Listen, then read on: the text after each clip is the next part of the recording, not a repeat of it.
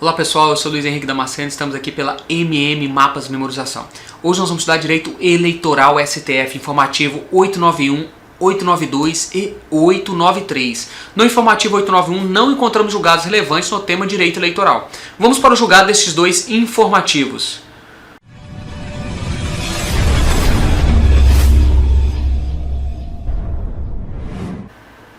Bom pessoal, o que o STF decidiu no informativo 892? Lei da ficha limpa, lei complementar 64, artigo 1º-D, alterado pela lei complementar 135 de 2010, tá? Aplica para fatos anteriores,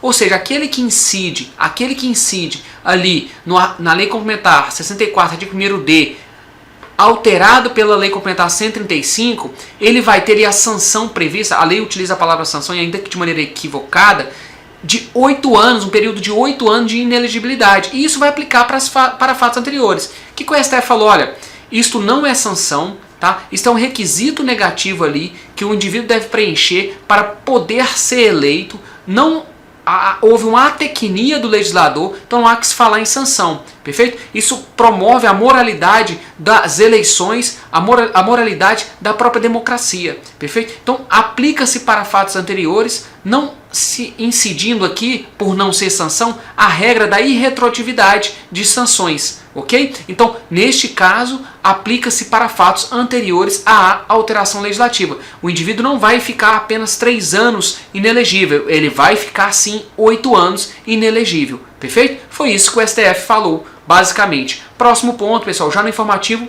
893. Código Eleitoral, artigo 224, parágrafo 3º, pessoal. O STF declarou inconstitucional a expressão após o trânsito em julgado. O que o STF disse? Olha, a cassação, o interferimento do registro ou a cassação ali do candidato eleito ali no pleito majoritário, ela não depende para que ocorra novas eleições do trânsito em julgado. Basta o esgotamento da via da justiça eleitoral. Ou seja, pendente um recurso extraordinário, já se pode sim convocar novas eleições. Perfeito? Então foi declarado inconstitucional a expressão após o trânsito em julgado. Próximo ponto, pessoal. O artigo 224, parágrafo 3º, aplica-se também para prefeitos de municípios com menos de 200 mil eleitores e para senadores.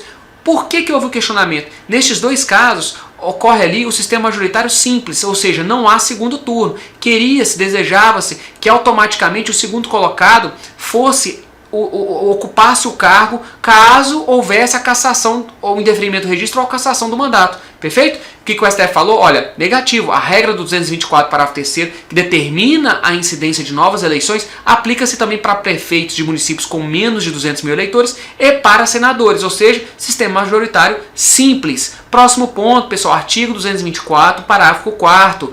Interpretação conforme, não vai aplicar para presidente e vice-presidente. Esse artigo ele prevê ali a eleição indireta caso haja vacância nos últimos 6 meses, tá, do mandato. O que o STF falou? Não se aplica para presidente e vice-presidente, porque você tem uma previsão expressa na Constituição Federal nesse caso, no artigo 81, parágrafo 1º, tá? Você tem ali a previsão expressa de eleições indiretas nos últimos 2 anos, caso haja vacância nos últimos 2 anos. Você também tem uma previsão expressa no caso de senador. No caso de senador, previsto lá no artigo 56, parágrafo 2º, se houver vacância e não houver suplente, nos últimos 15 meses do mandato. Perfeito, pessoal?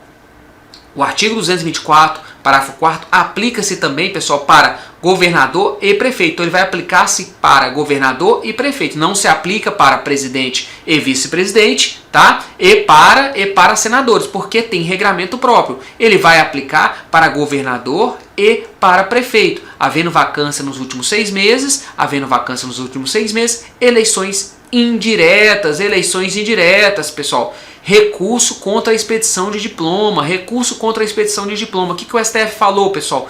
Recurso contra a expedição de diploma. Lembrando que o prazo aqui é 3 dias contados da expedição do diploma. Qual que é o julgado, o ponto relevante aqui, pessoal? Eleições gerais, recurso contra a expedição de diplomas em eleições gerais, pessoal. Estaduais e federais, competência do TSE. O STF veio e disse, inclusive para eleições presidenciais e vice-presidente, ou seja, inclusive para uma impugnação num recurso contra a expedição de diploma de presidente e vice-presidente. A competência vai ser do TSE. Se for eleições municipais, a competência vai ser do TRE. Perfeito? Pessoal, estes foram os julgados relevantes no tema Direito Eleitoral, informativos 891, 892 e 893. Se você gostou, compartilhe e vamos alcançar o seu sonho.